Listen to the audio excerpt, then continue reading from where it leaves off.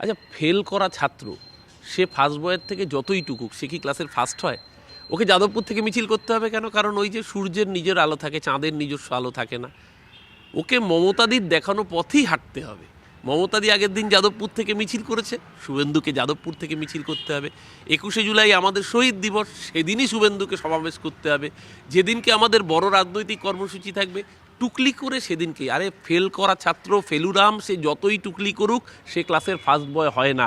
দ্বারকাক যতই ময়ূরের পালক লাগাক, দ্বারকাক দিনের শেষে দ্বারকাকই থাকে, সে ময়ূর হয় না। শুভেন্দু অধিকারী তাই দ্বারকাকই থাকবে। তাই লোডশেডিংয়ে যেটা বিধায়কের মুখে এত বড় বড় ডায়লগ বাংলার মানুষ শুনবে না বলেই নন্দীগ্রাম থেকে অভিষেক বন্দ্যোপাধ্যায়ের কাছে আবেদন করেছিল যে স্বাস্থ্য পরিষেবায় তারা বিধায়ককে হাতে পান না।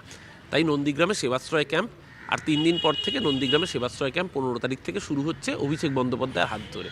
খুব স্বাভাবিকভাবেই নন্দীগ্রামের মানুষ বীতশ্রদ্ধ, বরঞ্চ আমরা ওকে দাবি করব যে দয়া করে নন্দীগ্রাম ছেড়ে যান, এবার না পালায়। পঞ্চায়েতে জেলা পরিষদ আসনে নন্দীগ্রামে বিপুল জয় রয়েছে, তৃণমূলের প্রায় 14,000 ভোটে তৃণমূল এগিয়ে রয়েছে পঞ্চায়েতে নন্দীগ্রাম থেকে জেলা পরিষদের নিরিখে। ওই জন্য নন্দীগ্রাম থেকে না পালিয়ে কাথিফাতি অন্য কোথাও চলে না যায়। শুভেন্দু অধিকারীর আগে চিঠি দিয়ে ক্ষমা প্রার্থনা করা উচিত। বিজেপির যে নেতাকে ওর সিআরপিএফ বাহিনী পিটিয়েছে, সবার আগে সেখানে চিঠি দেওয়া উচিত।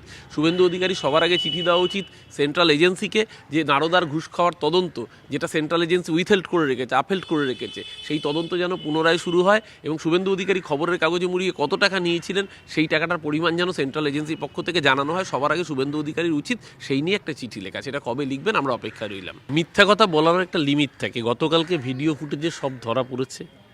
কালকে যখন মানুষ ওকে জয় বাংলা স্লোগান দিয়েছে, জয় বাংলা স্লোগান শুনেই বাংলা বিরোধী শুভেন্দু অধিকারী সে তার সিআরপিএফ বাহিনীকে উল্টে নির্দেশ দেয় লাঠিচার্জ করার।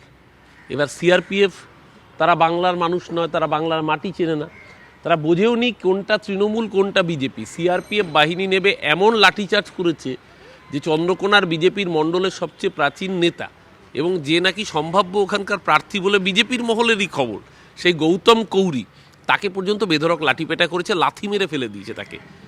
শুভেন্দু অধিকারী আসলে পলিটিক্যালি পিছিয়ে পড়েছে, বিশেষ করে যখন দিলীপ ঘোষ আবার দলে সমহিমায় ফিরেছে। শুভেন্দুর টিআরপি কমে গেছে। সবচেয়ে বড় কথা, শুধুমাত্র নিচুতলার বিএলওদের শোকজ করে কী হবে? বিএলওরা তো কাজ করছে সর্বোচ্চ মাথার ইঙ্গিতে।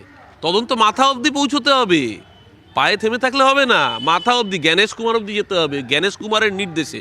এবং সেটা অফিসিয়াল কোনো মেমো নাম্বার দেওয়ার নির্দেশ নয়, হোয়াটসঅ্যাপের নির্দেশে বিএলওদের ইআরওদের কাজ করতে বাধ্য করছে। প্রতিটা চুরি, অর্থাৎ ভোট চুরির নেপথ্য কারিগরের নাম জ্ঞানেশ কুমার, তার বাবার নাম মানে মালিকের নাম অমিত শাহ।